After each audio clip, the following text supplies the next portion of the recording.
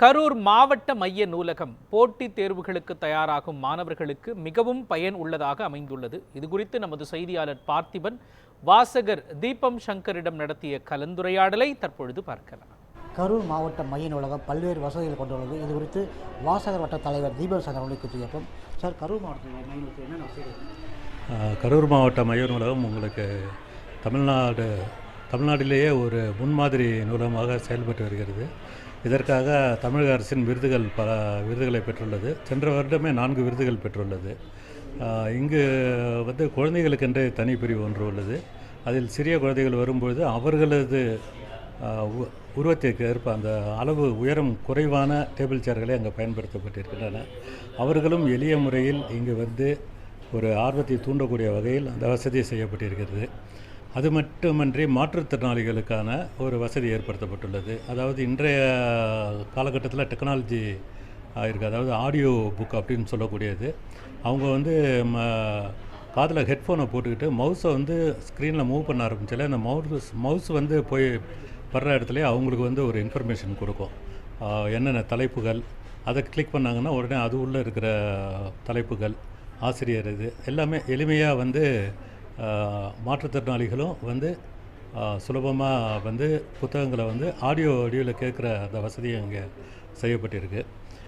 அது மட்டும் இல்லாமல் போட்டித் தேர்வுக்கான பயிற்சி மையமாக இது செயல்பட்டுருக்குது. ஒவ்வொரு முறை போட்டித் தேர்வுகள் நடக்கும் பொழுதும் இங்கே கரூர்லேருந்து சுமார் 20 முதல் 25 பேர் வரை அரசு வேலைகளில் தேர்வாகி இருக்கிறாங்கிறது ஒரு குறிப்பிடத்தக்க ஒரு விஷயம்.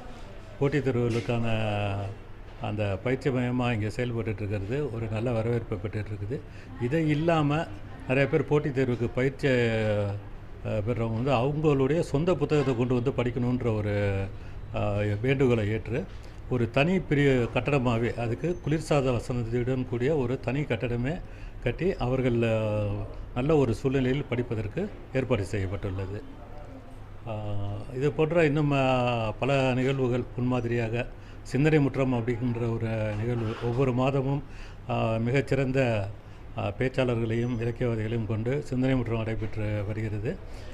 இதை தமிழக அரசு முன்மாதிரியாக எடுத்துக்கிட்டு அனைத்து நூலகங்களையும் இதை செயல்படுத்தணும்னு ஒரு அரசு ஆணையை வெளியிட்டிருக்காங்க. இதை இல்லாமல் பள்ளி மாணவர்கள் அவர்களுக்கு விழிப்புணர்வு ஏற்படுத்தக்கூடிய வகையில் ஒவ்வொரு வாரத்தில் ஒரு நாள் இங்கே அவங்க நூலகத்திற்கு அவங்க நூல்களை எடுத்து படிக்க சொல்லி அந்த நூல்களை பற்றி அவங்கள்ட்டேருந்து ஒரு ரிவ்யூ, சின்னதாக ஒரு விளக்கம் குறிப்பு கொடுங்க அப்படின்னு சொல்லி அவர்களுக்கும் அந்த ஆர்வத்தை தூண்டக்கூடிய வகையில் அதையும் செஞ்சிட்ருக்குறோம்.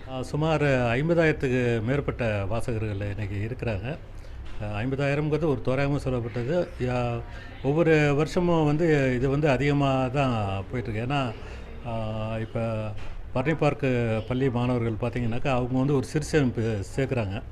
சேர்த்து அதை கொண்டு நூலகத்தில் கொடுத்து அரசு பள்ளி மாணவர்களை நூலகத்தில் உறுப்பினர்களாக அவங்க சேர்த்து வர்றாங்க. அவங்களும் உறுப்பினர்களாக சேர்ந்துருக்காங்க. ஆனால் அரசு பள்ளி மாணவர்களும் இதை பயன்படுத்தணுங்கிற ஒரு நோக்கத்தோடு அவங்க ஒரு சிறுசேமிப்பு சேர்ந்து ஒவ்வொரு வருடமும் அவங்களே குறைந்தது ஒரு 300 மாணவர்கள் 400 மாணவர்களுக்கு உறுப்பினர் சேர்க்கையை கொடுத்துட்ருக்குறாங்க. இது ஒரு நல்ல விஷயம். இவ்வேறு பல்வேறு வசதிகள் கொண்டுள்ள கரூர் மாவட்ட மைய நூலகம் கரூரின் கலைஞரை விளக்கமாக திகழ்கிறது. நியூஸ் 1 செய்திகளுக்காக கரூரிலிருந்து பார்த்திபன்.